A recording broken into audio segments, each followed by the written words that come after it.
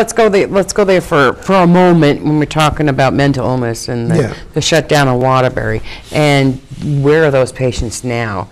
And are we as a society looking at their needs, and not only their needs, but our needs to feel safe?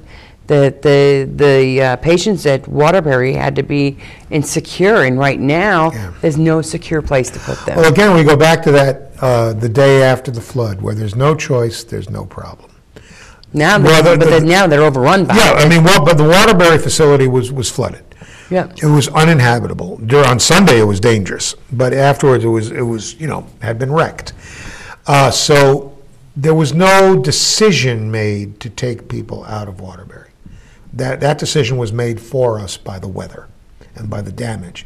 And then there's a necessity of putting them someplace. So the argument... The prison. So from what I understand... well, you know what? It's dry, it's warm, there's a bed, there's food, and there's security. It's also a jailhouse. Yeah, right. Exactly. So what I'm saying is that early on, in an emergency, you tolerate certain bad situations. But why is it still going on, though? Well, because I mean, is there another solution? You don't just suddenly throw up a building. No, but from what I understand, they're not going in that direction. There's to build another one. I mean, that's a decision that has not been finally made, and it's a dilemma.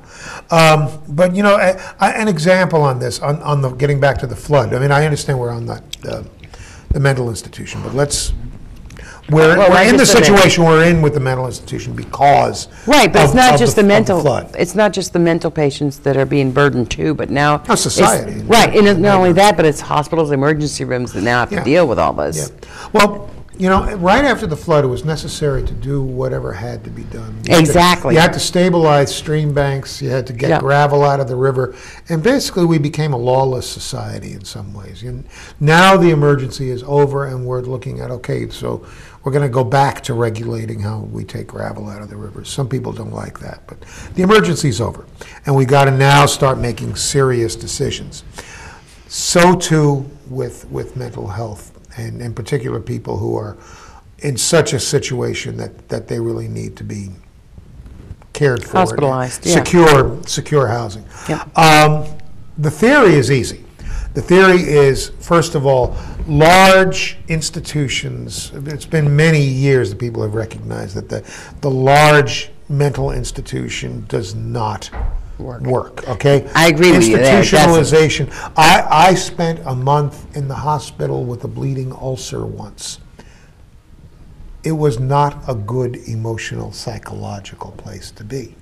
Well, most kids hate their high schools because they're institutions. Okay, institutions are horrible places. But if I can give you an example of a place that I've seen that I feel is a real good model for a place for residential people is a place in Springfield for Alternatives, which is like Which place is that? It's called Alternatives. Okay. It's like a 5-bed place. Yeah, and they're very good because it's a home setting.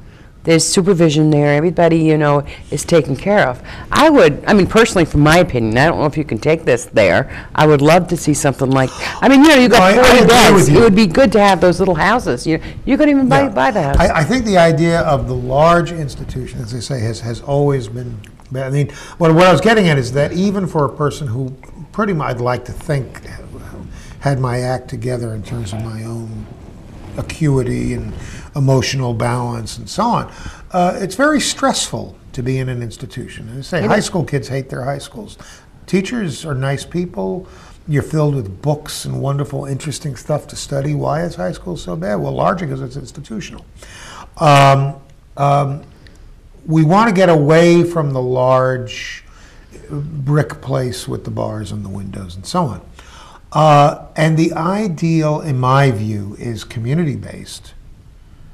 Then you get into problems of location, but people are going to have to just maybe bite the bullet. There's always the NIMBY thing, but you want people, rather than all the mentally ill people in Vermont being in Waterbury, you want people closer to their homes. It's easier for family to get in to see them. And as much as little restriction. Of course, this is already the law, as little restriction as possible. And the benefit of the doubt going with personal freedom, that the burden is always on those who would, take away liberty. Right. And always with the idea of the maximum reintegration into the community. Of course, there are some people who are going to have to be locked up no matter what. Right, but what I'm talking about, you're talking about community-based mental health. Yeah. Okay, now that's all well and good, but community mental health programs have lost a lot of funding. And that's a lot of funding. It's like you got 2 case managers working on 45 to 50 cases. Yeah. It's too much. This is the to use a cliche, it's not enough to talk the talk, you got to walk the walk. That's right. Going back to the 1960s, the Kennedy administration had a policy on mentally disabled people, what people used to call retarded people, that they shouldn't be institutionalized. They should be in the community with the necessary supports. Not only that, they're making progress in recovery. Yeah, but what happened, this is an important point. Yeah. What happened was the United States nationwide did half of that. The mentally disabled were deinstitutionalized, but they were not given the necessary community support. And so what you had were people on this, and I think in many cases the mentally ill is that they are deinstitutionalized but not given the community support. So what happens is we're basically cutting them loose. Yep. We're neglecting them. Yes. And that's why you get, a certain percentage of the homeless, for example. And frankly, a certain percentage of people who get arrested.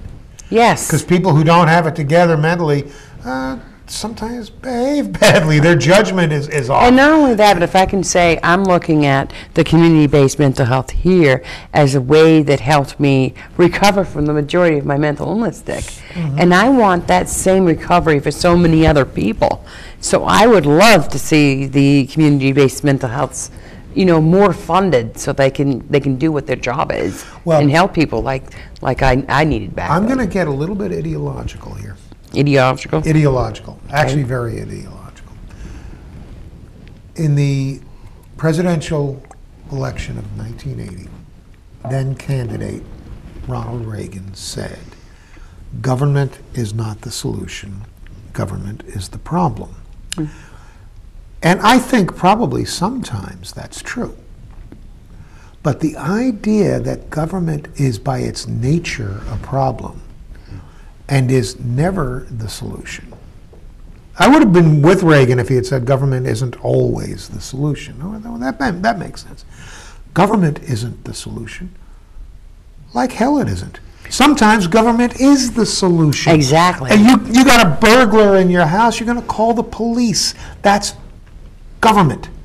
Okay? You want to drive down the road, that's government. There are things that government does.